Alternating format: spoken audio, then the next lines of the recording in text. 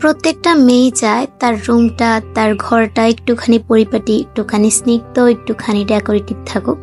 তবে এই ডেকোরের প্রোডাক্টগুলো প্রত্যেকটা কিন্তু আমরা কিনতে পারি না, কারণ আমাদের বাজেটের বাইরে থাকে। এগুলো বাজেট ম্যানেজ করতে করতে দেখা যায় বহুদিন, বহু সময়, এবং অনেকের দেখা যায় বাজেট ম্যানেজও করতে পারে না বা বাজেট ঠিক করতে পারে না, যার কারণে কিন্তু আমাদের ঘর সাজানোর ইচ্ছেটা কখনো পূরণ হয় না। তো আজকে আপনাদের সাথে শেয়ার করব এমন একটা জায়গার কথা বা এমন কিছু কিছু জিনিসের কথা যে আমি কোত্থেকে অনেক খুঁজে খুঁজে অবশেষে বাজেট ফ্রেন্ডলি কিছু ডেকোরের প্রোডাক্ট কিনেছি, এবং কি আপনারা যেখান থেকে আপনাদের মন মতো ডেকোর আইটেম কিনতে পারবেন ইচ্ছে মতো, এবং ঘর সাজাতে পারবেন আপনাদের মনের মতো। এমন কিছু জিনিস, এমন কিছু শপিং করেছি, আজকে আপনাদের সাথে শেয়ার করবো। আশা করবো শুরু থেকে শেষ পর্যন্ত থাকবেন। আসসালামু আলাইকুম, ওয়েলকাম টু আফরোজ ওয়ার্ল্ড। তো প্রথমে আমি সকালের নাস্তা রেডি করছিলাম, যেহেতু ডেলি ব্লগ হিসেবে শেয়ার করছি। তো আমি এখানে একটা স্পেশাল, একটা সিক্রেট হ্যাক আপনাদের সাথে কিন্তু শেয়ার করেছি, যেটা আমাদের রান্নাতে অনেক অনেক বেশি প্রয়োজনীয় এবং ইম্পর্ট্যান্ট। যদি আপনারা ভিডিওটা বা এই নাস্তার রেসিপিটা দেখেন, তাহলে কিন্তু আপনারা সেই জিনিসটা জানতে পারবেন, বুঝতে পারবেন। তো শুরুতে আমি একটা ডিম দিয়ে 1/3 কাপের মতো চিনি এবং সামান্য পরিমাণ লবণ দিয়ে মিক্স করে নিয়েছি। তো আর এই চিনিটা মিক্স করতে আমাদের কিন্তু খুবই সময় লাগে। চিনিটাকে ভালো করে মেল্ট হওয়া পর্যন্ত, চিনিটাকে গলা পর্যন্ত আমাদেরকে বিট করা লাগে। এই চিনিটা যাতে জাস্ট 30 সেকেন্ডের মধ্যে গলে যায়, তার জন্য একটা হ্যাক শেয়ার করছি। এই যে আমি এখানে ডিমের সাথে যে দুধের মিক্সচারটা দিয়েছি, যে দুধটা দিয়েছি, সেটা একদম ফুটন্ত গরম ছিল। মানে ফুটন্ত গরম বলতে দুধটাকে বরফ তুলে আমি 2 থেকে 3 মিনিট রেখে তারপরে এখানে ঢেলে দিয়েছিলাম। আর গরম গরম দুধ যখন চিনির মধ্যে দেই আমরা, গরম পানি কিংবা দুধ, তখন কিন্তু চিনিটা গলতে 1 মিনিটও সময় নেয় না। আমি দুধটা ঢেলে সাথে সাথে একটুখানি মিক্স করার সাথে সাথে সম্পূর্ণ চিনিগুলো গলে গিয়েছিল। তারপর এখানে আমি প্রায় 1 কাপ প্লাস 1/3 কাপ পরিমাণ আটা আর 2/3 কাপ পরিমাণ চালের গুঁড়া, সাথে 2 টেবিল চামচ পরিমাণ গুঁড়া দুধ আর সামান্য পরিমাণে বেকিং সোডা দিয়ে ভালো করে মিক্স করে একটা ব্যাটার তৈরি করে নিয়েছি। আর আমি এখানে প্রায় 1 কাপ পরিমাণ মেজারমেন্ট কাপের দুধ দিয়েছি। তো ব্যাটারটা এরকম হবে, ব্যাটারের কনসিস্টেন্সি দেখে আপনারা নিশ্চয়ই বুঝতে পারছেন। আর আজকে আপনাদের সাথে শেয়ার করব নোয়াখালীর বিখ্যাত খোলাজা পিঠা, পান্তুয়া পিঠা। আমার একটুখানি ভুল হয়েছে, এখানে পান্তুয়া পিঠা হবে। এটা আমাদের নোয়াখালীর বিখ্যাত পান্তুয়া পিঠা। এটার অথেন্টিক রেসিপি আপনাদের সাথে শেয়ার করছি। আপনাদের কাছে যদি ভালো লাগে তাহলে প্লিজ একটা লাইক দিয়ে কমেন্টের মাধ্যমে জানাবেন আপনাদের কাছে কেমন লেগেছে। তো এই যে আমি একটা ডিম পোচ করে নিয়েছি, ডিম পোচ করে আমি ব্যাটারের মধ্যে দিয়ে দিয়েছি। আপনারা কম বেশি আমার অভিজ্ঞ আপুরা কিন্তু এই পিঠা তৈরি করা কিন্তু কম বেশি সবাই জানেন, একটা কমন পিঠা।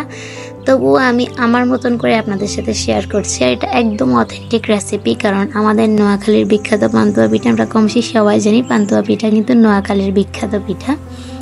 তো এই যে গরম তেলের মধ্যে আমি পিঠাটা দিয়ে দিয়েছি। তেলটা অতিরিক্ত যাতে গরম না হয়, তেল যদি অতিরিক্ত গরম হয় তাহলে পিঠা দেওয়ার সাথে সাথে কালো হয়ে যাবে। তেলটা এরকম গরম হবে যে আপনি একটা আঙ্গুল ডুবাতে পারবেন বা একটা আঙ্গুল দিয়ে সাথে সাথে তুলে নিতে পারবেন। এইরকম গরম হলে তারপরে পিঠাটা দিয়ে দিবেন। তারপরে সামান্য গোল্ডেন ব্রাউন করে ভেজে নিয়েছি আমি।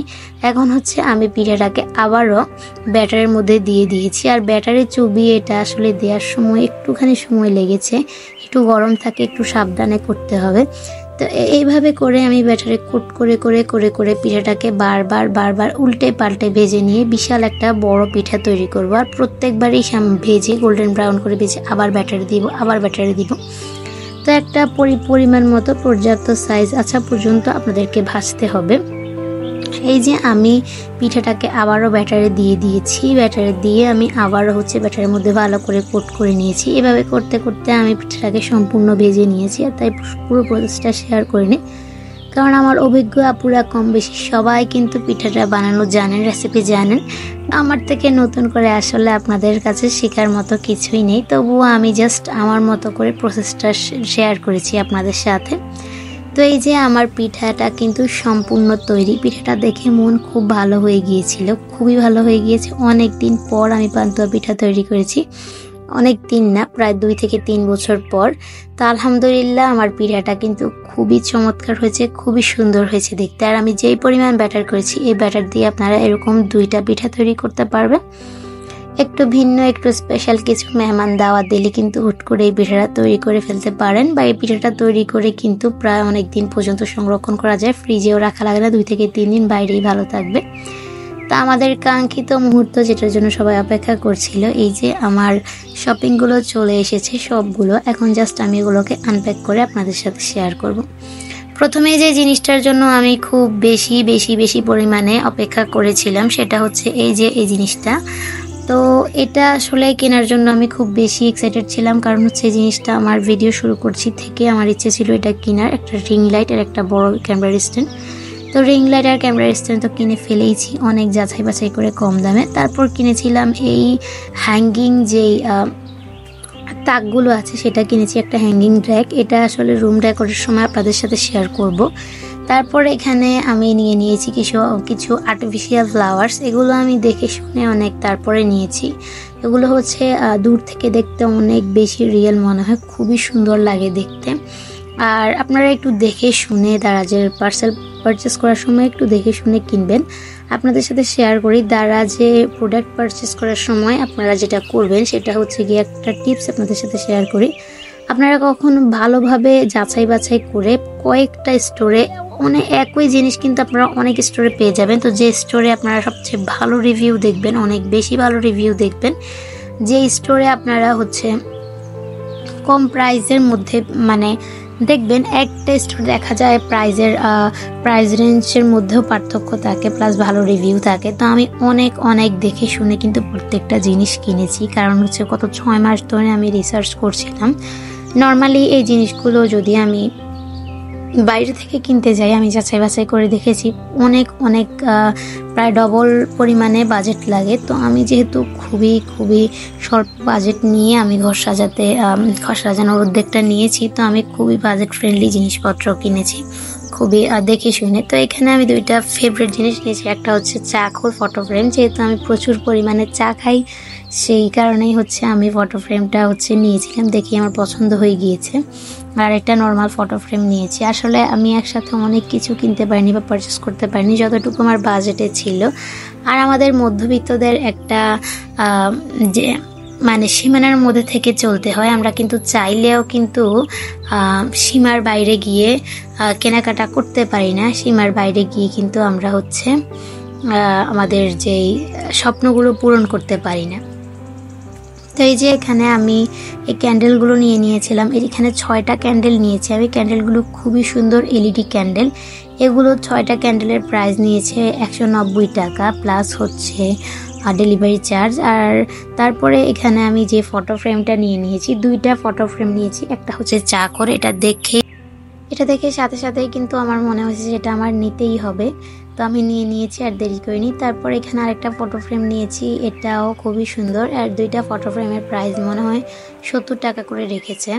তারপর এখানে যেই আর্টিফিশিয়াল ফ্লাওয়ারটা নিয়েছি আমি, পাতার যেই গাছটা, এটা খুবই সুন্দর। এটা দূর থেকে দেখলে কেউ কিন্তু এটাকে অরিজিনালি মনে করবে এবং খুবই সুন্দর লাগে দেখতে। এটা যে আর্টিফিশিয়াল, এত কম প্রাইসের মধ্যে চিন্তাও করবে না কেউ। এই সবুজ কালারের পাতা গাছটার প্রাইস নিয়েছে 180 টাকা। আর এই যে সানফ্লাওয়ারটার প্রাইস নিয়েছে 170 টাকা। এই সানফ্লাওয়ারটা দেখে আমার কাছে খুবই ভালো লেগেছে, আমি পুরো ফিদা হয়ে গিয়েছিলাম সানফ্লাওয়ারটা দেখে, খুবই ভালো লেগেছে। তো আমি আর দেরি করিনি, কিনে ফেলেছি। আর এই যে বাহারি কালারফুল যেই ফ্লাওয়ারের যেই গাছটা আছে আর্টিফিশিয়াল, এটার প্রাইস নিয়েছে মনে হয় 150 টাকা। আর এই যে এটার প্রাইসও নিয়েছে 150 টাকা। তো আসলে আমি খুবই খুঁজে বাজেট ফ্রেন্ডলি কেনার চেষ্টা করেছি। অনেক রকমের ভ্যারাইটিস ছিল, আইটেমস ছিল, তবে আমি খুঁজে বাজেট ফ্রেন্ডলি নিয়েছি, কারণ আসলে বাজেটের মধ্যে থেকে শপিং করতে হবে।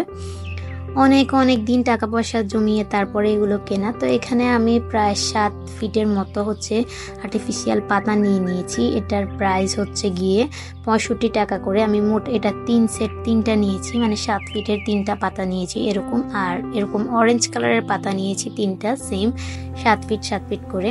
আর এই পাতাটার প্রাইস 65 টাকা করে। 7 ফিট পাতার প্রাইস হয় 65 টাকা করে। তারপরে এখানে যেই ফেয়ারি লাইটটা নিয়েছি, এটা আমি আসলে দারাজ থেকে কিনিনি, এটা আমি একটা নর্মাল দোকান থেকে কিনছি। প্রচুর টাকা নিয়েছে, এটা আমি অনেক আগে কিনেছিলাম। তো এটার প্রাইস প্রায় মনে হয় 300 টাকা নিয়েছিল। এটা 6 থেকে 7 ফিটই হবে। কেবল সিস্টেম ইউএসবি কেবল সিস্টেম। তো এটা আসলে আমি লসই হয়েছে, ঠকেছিলাম। এটা আমি নোয়াখালী থেকে কিনেছিলাম আমাদের। তো এই ছিল আমার সব কিছু ঘর সাজানোর এগুলো দিয়ে ইনশাল্লাহ আমি খুব সুন্দর করে বেডরুম ডেকোরেশন করে কিন্তু আপনাদেরকে দেখাবো ইনশাল্লাহ। আপনারা যদি চান খুবই খুবই সিম্পলভাবে খুবই সুন্দর করে একটা ডেকোরেশন করব। কারণ হচ্ছে যারা বাজেটের মধ্যে থেকে বেডরুম ডেকোর করতে চায় খুবই সিম্পলভাবে, তাদের জন্য হবে আমার ভিডিওটা। আর এখানে যে আমি যা যা কিনছি সব কিছু যে আমি আমার বেডরুম ডেকোরেশনে কাজে লাগাবো এমনও না।